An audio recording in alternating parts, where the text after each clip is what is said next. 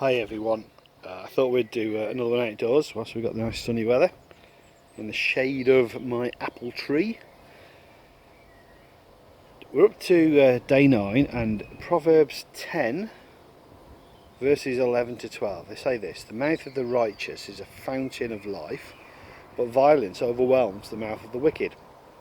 Hatred stirs up dissension, but love covers over all wrongs. Now, up until now, if you remember, the righteous man has said nothing. It's just had a few proverbs where we've commented on his behaviour.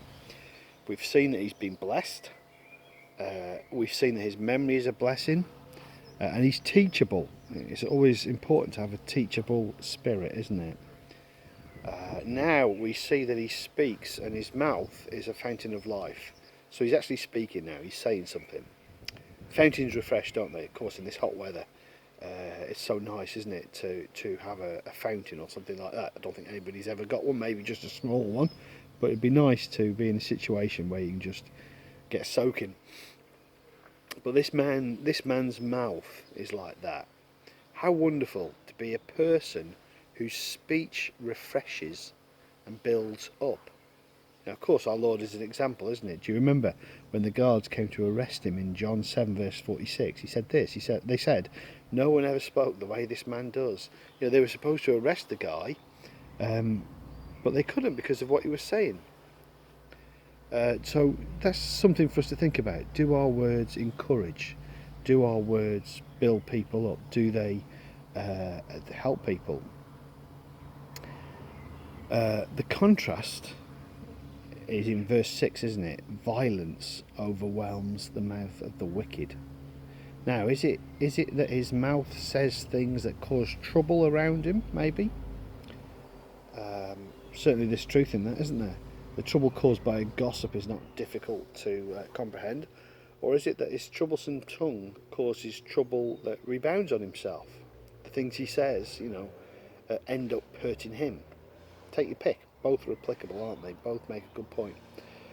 The truth is that what we say has the potential to build a person up. It has the potential to drag a person down and cause trouble. So much care and much thought is needed over what we say.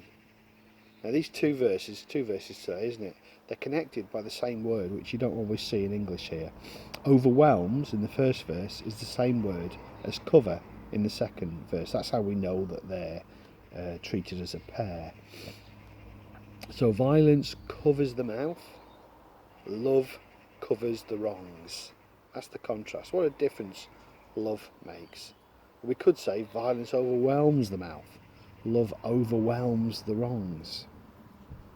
Now, love doesn't mean ignoring sin, does it? It does mean that we take priority. It takes priority in our dealings with people amidst dissension and wickedness. Sometimes an act of loving kindness might diffuse a hostile situation. Wise people always look to bring peace. Here's a verse just to end on. Romans 12:18, if it is possible, as far as it depends on you, live at peace with everyone. Okay guys, back to work. See ya.